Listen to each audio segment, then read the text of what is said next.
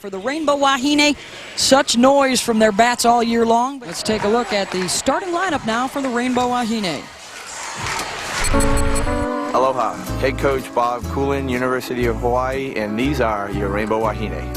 Aloha, I'm Kelly Major. Aloha, my name is Jessica Iwata. I'm Melissa Gonzalez. Aloha, my name is Jenna Rodriguez. My name is Alex Aguirre. I'm Kanani Pu'u-Warren. My name is Amanda Charlie. I'm Katie Grimes. Hi, I'm Tracy Yoshikawa. I'm Stephanie Ricketts. They couldn't approach us like a normal 1 through 9. They couldn't approach us like, okay, this is the number 1 batter, this is what we need to expect. This is the number 4 batter, this is what we need to expect, because 1 through 9 they hit 10 plus home runs. You know, all of us had at least 10, and it's just unheard of. When Kelly Majum didn't set the table, Jessica Iwata might be setting the table. When they weren't setting the table, you had Katie Grimes all of a sudden starting to hit at the bottom of the order, followed by Tracy at the bottom. And they're coming around the corner, and Kelly's like, oh, they're hitting. And then it would get contagious up at the top. And they just fed off each other. It was like, you hit a home run, yeah, let me see if you can hit a home run now, or let me see you can hit the ball now, you know? And they did challenge each other in a friendly, competitive way.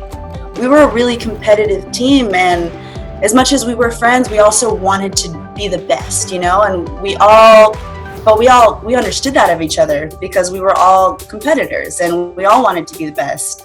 One person would hit a home run, and then it would be like, it's my turn, you know, like, all right, how many are we going to get this game? Not just like, how many are we going to get this season, or how many hits are we going to get? It was that season, it was how many home runs are we going to get this game? As a leadoff batter, your main role is to set the table and to get on base. If I got on base, I ended up scoring because we had Miji, we had Jess, we had Jenna right behind me, and they had so many RBIs that year. It was just, we had so many runs.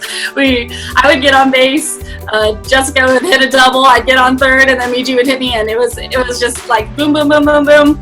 It happened so easily that year. It was so much fun. It was great because, like I said, we didn't have a spot where we needed to hide in the lineup. Every single person was great. And whether, you know, someone struck out, I struck out, anyone, there was always someone behind you trusted that could pick you right back up.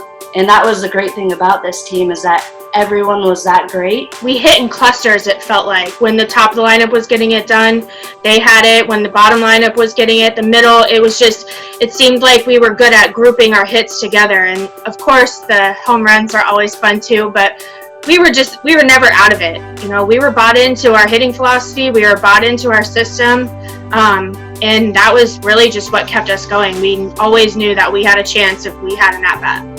And I think all of that started in the weight room. You know, Kenny was our trainer, and we lifted baby elephants. We were a strong team.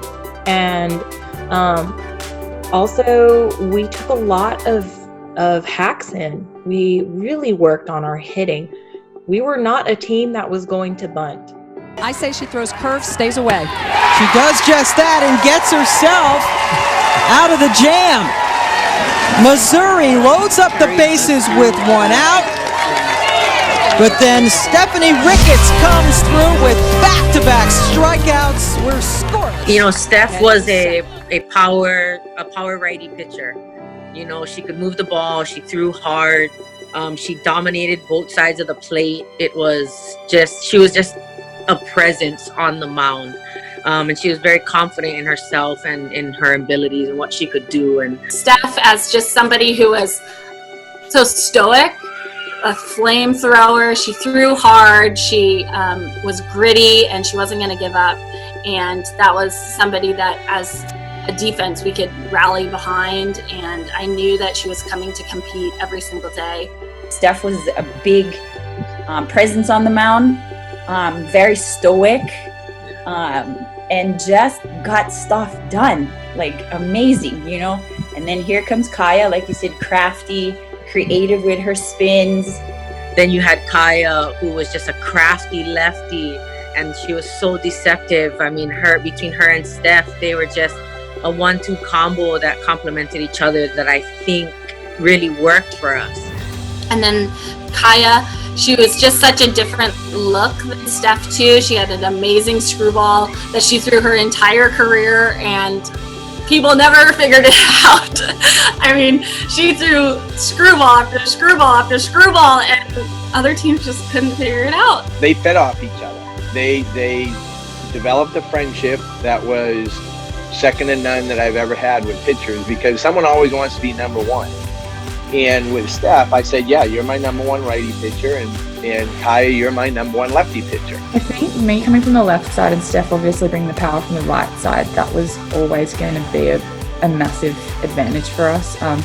Just no matter what Coach Bob threw out there was always going to be something different coming from us. But I think what actually helped us was we had a really good relationship off the field, and there wasn't really a competition as to who was going to start and who was going to do what. Like, we both knew we had a job for the team, and we both had each other's backs no matter who was out there. I guess that was why we were so special that year, and why Steph and I did do so well as a 1-2 punch at Hawaii. Was we had that relationship where we always knew that whoever was out there, we had their back, and then they had ours. I mean, Kaya and Stephanie had such good chemistry, not only because they were great pitchers, but also because they were great friends off the field. And they also worked really hard, both of them, really hard. You had a starter and a finisher. No matter what game we played, either one of them could play either role. Them being that duo of one a powerhouse and one that has amazing movement was a big change from the first game to the second game for our competitors. They would really have to, change their offense approach, and that's a pretty hard thing to do from 2 hours before the first game into the second game. It was amazing to catch for them, and I was pretty hard on them too. So I think that the fact that they could handle that and the way that they handled it, they were both. Coach Bob always talked about having a presence on the mound, and the way that they did have that presence on the mound all times was really special, especially because they were both young, a sophomore and a freshman. And there was just never any doubt. We felt good with them on the mound, and everyone was strong behind them, and they knew that. I was so lucky to be able to play with All-American pitching. I mean, not very many softball players get to play behind 2 All-Americans their entire career. But the lack of selfish attitudes that were just every person on that team played such a huge role in us being able to be successful.